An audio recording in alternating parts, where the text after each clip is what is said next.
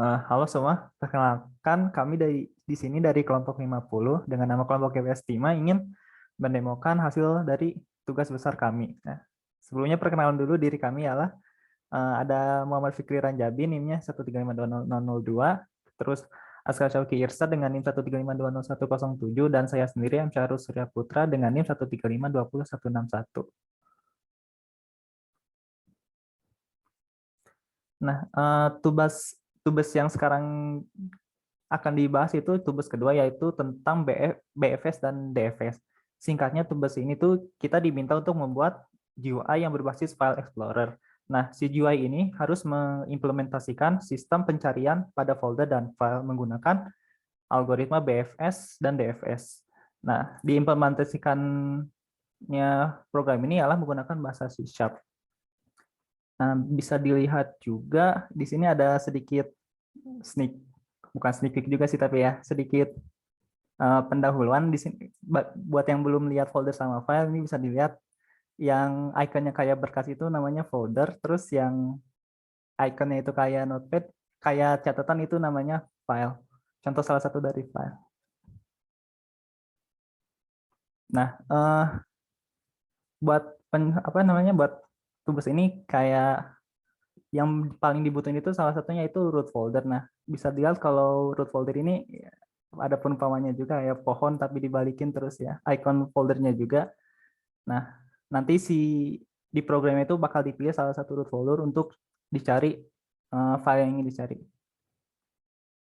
Nah, ya di programnya juga ada banyak node yang terdiri dari folder-folder yang memiliki subdirectory. Nah, ini gambarnya boleh dianggap juga atau enggak pun bebas.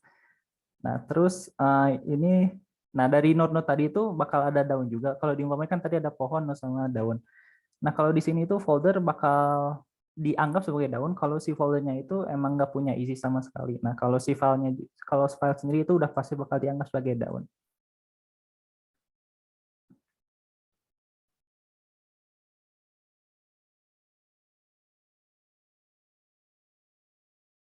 Ini mau jelasin sedikit aja cara kerja algoritma BFS sama DFS. Kalau DFS kan itu sesuai namanya diverser, jadi bakal nyari yang paling dalam dulu kalau disimpelin. Jadi bisa dilihat contohnya itu dari A ke B, dari B ke D, dari D ke H. Nah, dari H ini dia nge-backtrack ke D karena udah nggak ada lagi yang bisa dicari, dari D ke B. Terus dari B, karena D sudah, berarti dia pergi ke E. Terus dia dari E yang paling dalam yang mana yaitu I. Terus dari I karena nggak ada lagi yang paling dalam, dia nge-backtrack, terus dia pergi ke J. Nah, dari J dia karena nggak ada yang bisa ditujuin lagi, dia nge-backtrack sampai A. Dari A, ya dia ke C, ke F, ke K, dan dia nge-backtrack terus sampai ke G. Kalau yang breadth first search ini, kalau diumpamain tuh jadi dia ngeutamain dulu anaknya, sifatnya kayak gitu. Ya ini pakai Q buat implementasinya. Bisa dilihat juga kan ini dia kata yang saya bilang tadi itu berdasarkan anaknya dulu. Misalnya kalau dia dari A ke B, dari B itu dia ke C karena A itu punya anak B sama C. Terus dari selanjutnya itu kan tadi B yang pertama dipanggil, terus B ini punya anak D sama E, terus C punya anak F sama G. Karena B yang dipanggil duluan berarti yang bakal ditelusuri yang pertama itu D, E, F, G. Terus selanjutnya H, I, J, K ya sesuai anaknya. Kurang lebih begitu buat algoritma BFS sama DFS. Oke, sini saya Ranjabi NIM 1352002 ingin menjelaskan source code dari program yang kami buat. Di sini beberapa fungsi penting saja yang dijelaskan. Pertama, kami pakai material skin buat tampilan programnya. Di sini seperti pewarnaan Windows Form dan lain-lain. Kemudian ada delay sebagai variabel, jadi kami memiliki fitur visualizer speed untuk visualisasinya. Kemudian ada fungsi update graph. Jadi setiap graph misalkan ditambah node baru akan dijalankan fungsi update graph. Kemudian search button .click ini akan dijalankan ketika tombol search diklik. Jadi alurnya itu alurnya akan dipilih foldernya sebagai root, kemudian isi input nama folder atau file yang ingin dicari, bisa dicentang jika ingin mencari semua kemunculan, pilih metode, kemudian atur kecepatan, dan klik tombol search. Dari situ akan dijalankan stopwatch untuk menampilkan execution time, dan ini ada Grab Viewer Launch. Kita akan coba lihat. Grab Viewer Launch ini adalah fungsi utama dari Grab-nya. Jadi akan dibuat sebuah tree, kemudian diinisialisasi semua pet-nya. Jadi ini adalah fungsi Finder. Finder akan membentuk semua pet dan menggambarkannya ke dalam Grab. Kemudian akan dipilih dari dua metode, dan masing-masing menjalankan DFS atau BFS. Kita akan lihat DFS dan DFS-nya. Di sini DFS seperti yang dijelasin Syarul tadi, dicari dicari node dalam kedalaman paling dalam dahulu, kemudian dijalankan backtracking. Kemudian kami ada penanganan, jadi untuk library MSAGL tidak bisa membuat dua node yang sama dengan nama yang sama. Maka kami buat, jika ada node dengan nama yang sama, akan ditambahkan spasi di node berikutnya, sehingga node itu akan menjadi berbeda. Dan pada pencariannya digunakan regex. Nanti mungkin akan dijelaskan lebih lanjut waktu simulasi. Di sini pet yang dikunjungi akan diwarnai merah, kemudian grabnya diupdate, dan delay-nya diimplementasikan. Jadi setiap habis diwarnain, delay-nya dijalankan untuk visualizer speed. Kemudian jika ketemu diwarnain biru, dan ini ada fungsi color pad itu untuk mewarnai node sampai ke root-nya dengan nama tertentu. Ini kita warnain biru. Kemudian untuk setiap children-nya dijalankan DFS kembali. Dan untuk BFS-nya pertama dari root-nya dulu. Setelah itu terdapat queue, start node dimasukkan dalam queue, dan dari step queue-nya diproses kembali, sehingga pencariannya berdasarkan kedalaman. Kedalaman level 1 udah selesai, lanjut level 2, dan seterusnya. Sama seperti DFS, jika pet dilewati maka diwarnai merah. Jika suatu pet ketemu, diwarnain warna biru. Itu untuk BFS DFS. Ini ada color pad tadi untuk mewarnai suatu node sampai root-nya. Finder ini untuk inisialisasi semua node berdasarkan pet-nya. Jadi terdapat fungsi enumerate directories dan enumerate file untuk mendapatkan semua pet dari folder atau file. Oke, mungkin itu. Kemudian balik lagi ke search button tadi. Setelah warna grab selesai, stopwatch-nya akan berhenti dan execution time akan tampil. Kemudian terdapat initialize found pet. Jika dilihat, ini akan menampilkan pet pada bagian visualisasi ini. Non ini akan berubah menjadi pet-pet yang ditemukan, dan jika diklik akan menjalankan Windows Explorer. Nah, di sini link label itu adalah pet yang ada di sini. Jika diklik, dia akan menjalankan Windows Explorer menuju pet yang bersesuaian. Mungkin itu saja untuk kode programnya, dan kami akan menjalankan simulasi programnya. Untuk Aska boleh dilanjutkan. Oke, baik. Perkenalkan, nama saya Aska Syakirsyad, NIM-nya 135201007. Oke, mungkin boleh coba langsung dipilih aja foldernya dari yang C1 itu.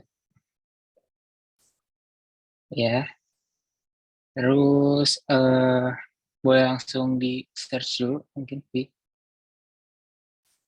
Oke, kalau jadi dari program ini, kalau misalkan belum memasukkan input folder ataupun nanti searching metodenya, dia bakal langsung nunjukin tree-nya aja. Jadi dari semua simpul dan ke bawahnya dari folder yang dipilih tadi.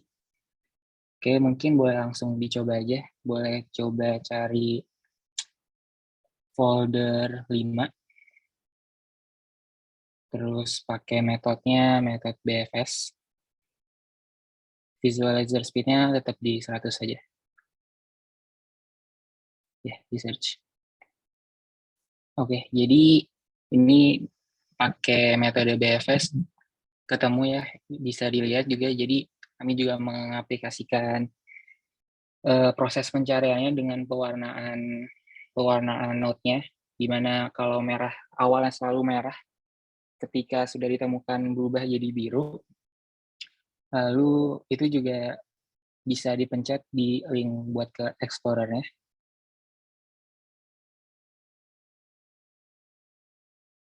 Oke, ini bisa dilihat dari tampilannya, langsung kebuka folder 5-nya.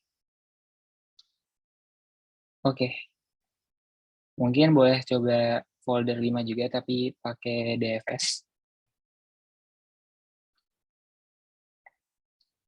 Oke, ini proses pencarian dengan DFS, itu juga bisa dilihat execution time-nya juga berubah ya dari yang tadi BFS ke DFS-nya, dan mungkin boleh dimainin di visualizer speed-nya. Ya, langsung di search saja.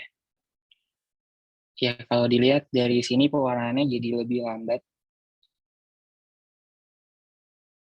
dari proses sebelumnya, karena visualizer speed-nya juga nambah cukup banyak, dan bisa dilihat juga dari execution time-nya cukup tinggi, perbedaan waktu execution time dari yang sebelumnya.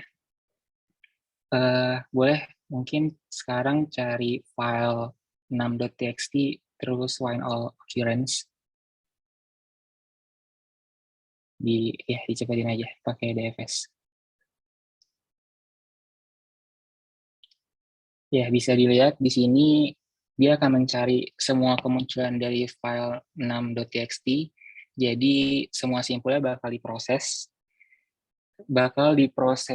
sampai udah nggak ada simpul yang tersisa. Bisa dilihat dari semua node-nya bakal kena warna, mau itu biru ketika dia ketemu atau merah ketika dia nggak ketemu.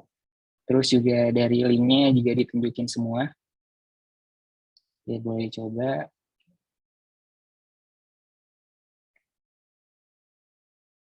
Ya, itu menunjukkan link ke hyperlink ke folder yang berbeda-beda sesuai dengan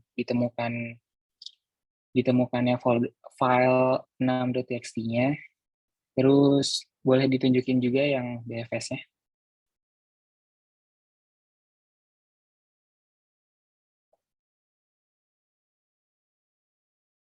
Oke, sama.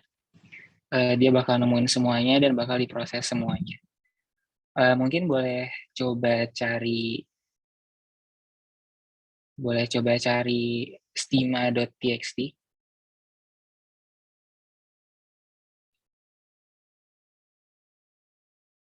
Ya.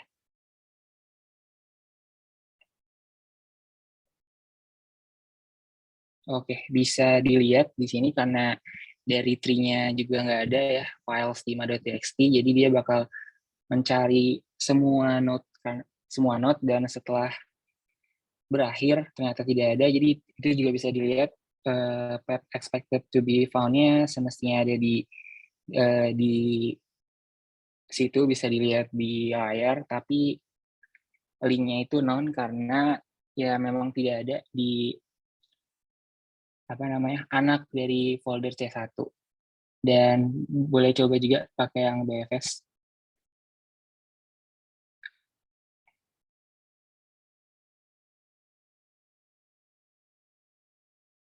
Oh, udah.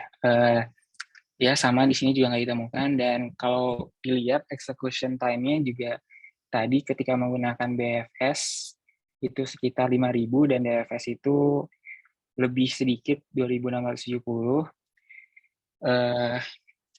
Kalau misalkan kita berpikir logiknya sama, mereka akan mengunjungi semua node, tapi kenapa execution time-nya bisa berbeda? Dari pandangan kami, selain ada berbagai hal seperti background background proses di belakang yang berjalan bersamaan dengan program ini juga ketika kami mengimplementasikan desain solusi BFS dan DFS ada perbedaan yang menurut kami cukup signifikan, seperti misalkan ketika DFS kami menggunakan rekursif, namun ketika menggunakan BFS kami lebih mengimplementasikan struktur data dari queue, dan menurut kami dengan adanya pengimplementasian yang berbeda alurnya seperti itu dapat mempengaruhi execution time yang dilakukan oleh compiler. Oke, mungkin cukup untuk visualisasi yang dapat kami sampaikan. Saya balikan lagi ke Syahrul.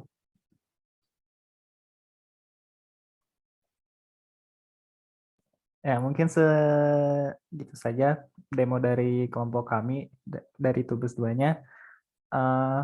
Kalau ada salah kata atau yang tidak enak, maafkan kami, dan ya kami izin pamit diri.